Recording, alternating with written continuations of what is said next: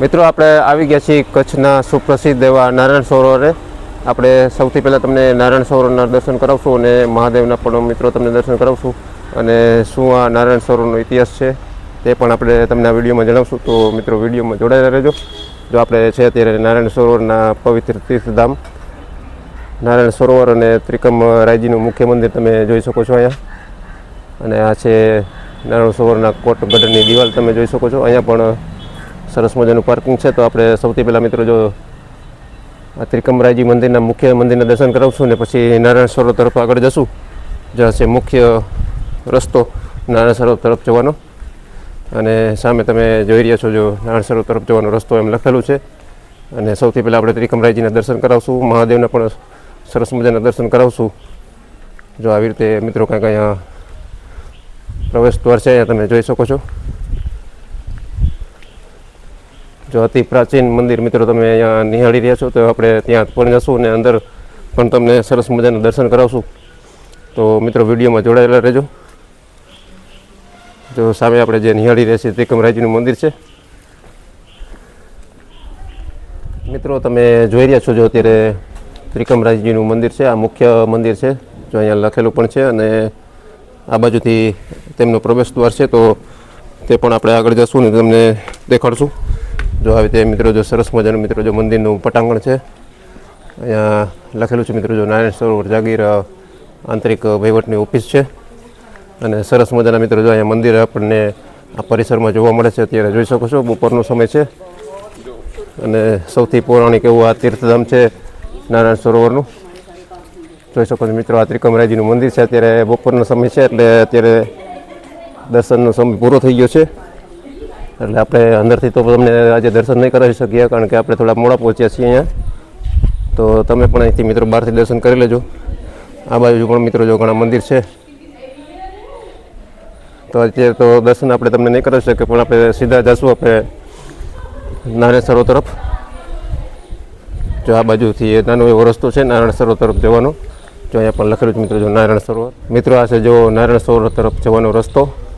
આપણા ભારતમાં મિત્રો 4 સરોવરમાંનું એક પ્રખ્યાત એવું એક આ સરોવર જેને નારાયણ સરોવર તરીકે પ્રખ્યાત છે. જો આપણે પહોંચી ગયા છીએ જો નારાયણ સરોવરની નજીક. અને વિશ્વ વિખ્યાત એવા 4 સરોવરોમાંનું એક આ સરોવર છે. જોઈ શકો છો જો આ એક પ્રાચીન એવું સરોવર છે. આનો પણ સરસ મજાનો ઇતિહાસ છે અને ટુરિસ્ટ પણ તમે જોઈ શકો છો મિત્રો જો ઘણા બધા ટુરિસ્ટો અહીંયા નારાયણ સરોવરના દર્શન કરવા અહીંયા પહોંચી ગયા છે. જોઈ શકો છો પોતાના હાથ પગ ધોઈને અહીંયા પુણ્ય મેળવતા હોય છે. એ પણ તમને દેખાડી દઉં મિત્રો જોઈ શકો છો. જુઓ મિત્રો અને સામે પણ મિત્રો જો સરસ મજાનું મંદિર છે. આપણે ત્યાં પણ જઈશું. હનુમાન દાદાનું છે લગભગ. તો વિડીયોમાં મિત્રો જોડાયેલા રહેજો. તો મિત્રો આપણે છે પવિત્ર ધામ એવા સુપ્રસિદ્ધ નારાયણ સરોવર. તો આપણે અહીંયા આપણે જે આપણી સાથે છે પૂજારી શ્રી, તો તેમની પાસે પણ આ પવિત્ર એવા સરોવરની માહિતી લેશું. તો દાદા થોડીક સરોવરની માહિતી આપજો. બોલો ત્રિકમરાય ભગવાન કી જય, બોલો રામચંદ્ર ભગવાન કી જય, બોલો સદાનંદ સ્વામિનારાયણ ભગવાન કી જય, બોલો લક્ષ્મીનારાયણ ભગવાન કી જય, બોલો કોટેશ્વર મહાદેવ કી જય, બોલો ત્રિકમરાય ભગવાન કી જય. ભારતની અંદર મુખ્ય 4 સરોવર છે. માન સરોવર, નારાયણ સરોવર, બિંદુસર અને પંપા સરોવર. સામે પેલું મંદિર દેખાય જે આપણે 5 પાનનું મંદિર છે. 1000 ઋષિ મને તપસ્યા કરી ગયા પાણી માટે. તે સમયમાં નારાયણ ભગવાન એટલે આપણા વિષ્ણુ ભગવાન, આ વિષ્ણુ ભગવાનના જમણા પગના ઊંડામાંથી પાણી ઉત્પન્ન થયેલું છે. એના પરથી ગામનું નામ પડ્યું નારાયણ સરોવર. આ સરોવરની અંદર નાવાનું મત વધારે, સ્નાનનું મત વધારે. શું કામ કે તમે 4 ધામની યાત્રા કરી આવો, માન સરોવરની યાત્રા કરી આવો, પછી અહીંયા નારાયણ સરોવર આવવું પડે. આથી તમારે નાવાનું મત વધારે. શું કામ કે આજે મહા મહિનાની આજે મોટા દિવસ છે, આજે મોટી પૂનમ છે અને વાર આજે રવિયા છે, માતાજીનો દિવસ છે. આથી તમારે સ્નાન, ધ્યાન અને દર્શનનો જ મહિમા છે. ભગવાનના મંદિરમાં ત્રિકમરાય ભગવાનના મંદિર છે, એમાં દર્શન કરવાનો બહુ મહિમા છે. અને કોટેશ્વરમાં મહાદેવનું મંદિર છે, એમાં દર્શન કરવાનો બહુ મહિમા છે. અમારે અહીંયા 7 પીપળા છે. તમારી બાજુમાં પીપળો છે પણ પીપળો બોલો નથી. પીપળાની અંદર આપણે 3 ભગવાન વાસ છે, બ્રહ્મા વિષ્ણુ અને મહેશ. આ પીપળાને પાણી તો આપણા પિતરોને પાણી મળે છે અને 4 ધામની યાત્રાનું ફળ મળે છે. 12 મહિનામાં 3 મહિના એવા વણેલા છે કે કારતક, ચૈત્ર અને ભાદરો. અહીંયા ખાસ શ્રાદ્ધ વિધિનો મહિમા છે. તર્પણ, પિંડાનું બહુ મહત્તમ છે અને પિંડાની વિધિ પિતૃને પાણી મળે છે અને પિંડાની વિધિ કરવાથી પિતૃને શાંતિ મળે છે.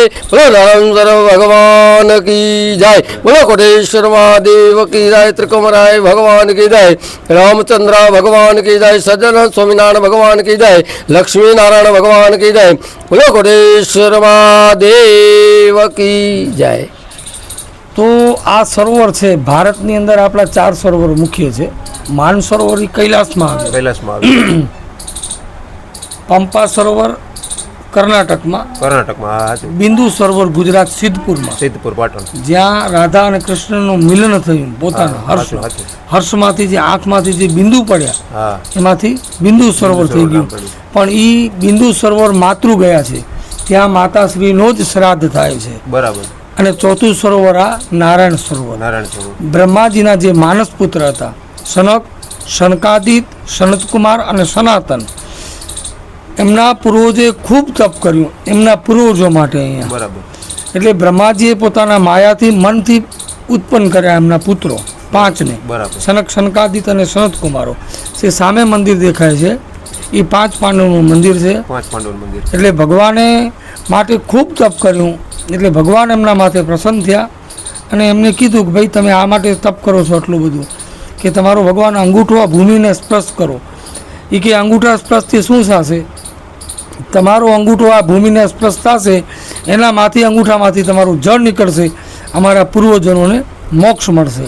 એટલે ભગવાને પોતાનું સ્વયંભૂ અંગૂઠો ભૂમિને સ્પર્શ કર્યો અને સ્પર્શથી જે પણ જળ નીકળ્યું ત્યાં નારાયણ સરોવર છે. આદિતીતમાં સ્નાન, ધ્યાન, દર્શન અને આ પીપળે પાણી આપવાનો મહિમા છે. અહીંયાનો મહિમા છે.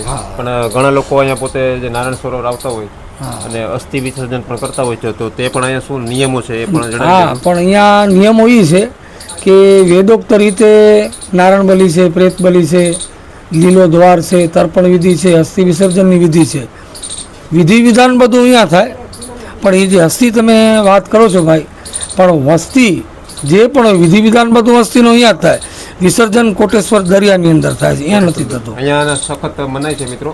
અને તમારે જો કોઈ પણ વિધિ કરવી હોય તો જો આપણે અહીંયા અદા છે, મહારાજ બધા છે. તમારું નામ જણાવી દેજો ફરીથી. મારું નામ સુનિલભાઈ ગોર છે અને હું આ નારાયણ સરોવરનો તીર્થ ગોર છું.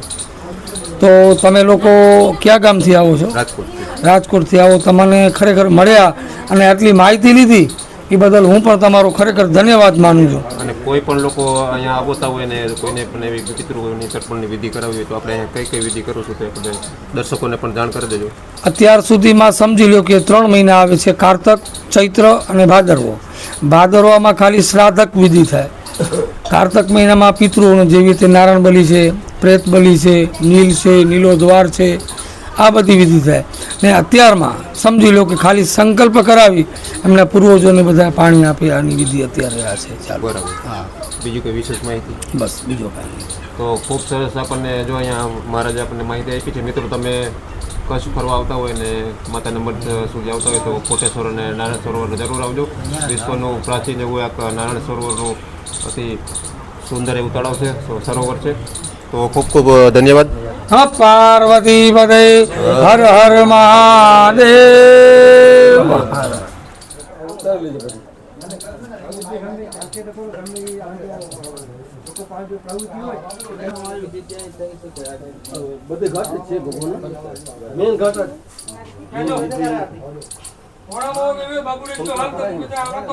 જો મિત્રો સામે તમે જે જોઈ રહ્યા છો તે નારાયણ સરોવરમાં આવી તે 7 પીપળા આવે છે. સરોવરના આખા ફરતે સરોવરના એક જો સામે પીપળો તમે જોઈ રહ્યા છો તે પણ 7 પીપળામાંનો એક છે. એવી રીતે સામે મિત્રો તમે જે જોઈ રહ્યા છો તે જો એવી રીતે 7 પીપળા મિત્રો જે નારાયણ સરોવરની ફરતે આપેલા છે અને બધા મોક્ષ પીપળા તરીકે અહીંયા પાણી ચડાવવા મિત્રો બધા આવતા હોય છે, જોઈ શકો છો.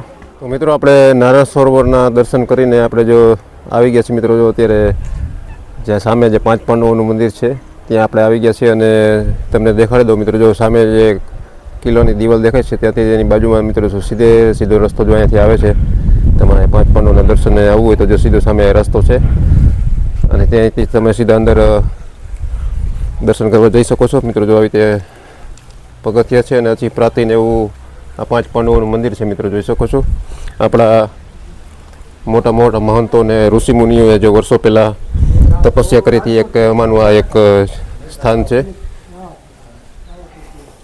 નારાયણ સરોવરનું. તો જો આપણે પહોંચી ગયા છીએ મિત્રો, જો આપણે 5 પાંડવોના મંદિરે, અને આવું કંઈક મિત્રો જો મંદિરનું પરિસર છે, જોઈ શકો છો મિત્રો. તો આપણે તમને દર્શન પણ કરાવશું અંદર મિત્રો.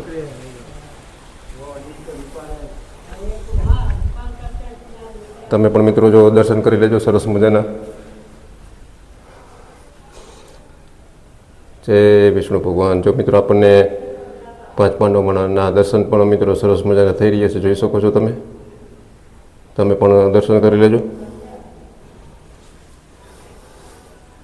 તો મિત્રો આ સરસ મજાનો નારાયણ સરોવરનો ઇતિહાસ તમને કેવો લાગ્યો? અને વિડીયો પસંદ આવે તો વિડીયોને લાઇક કરજો, શેર કરજો અને ચેનલને સબસ્ક્રાઈબ જરૂર કરજો.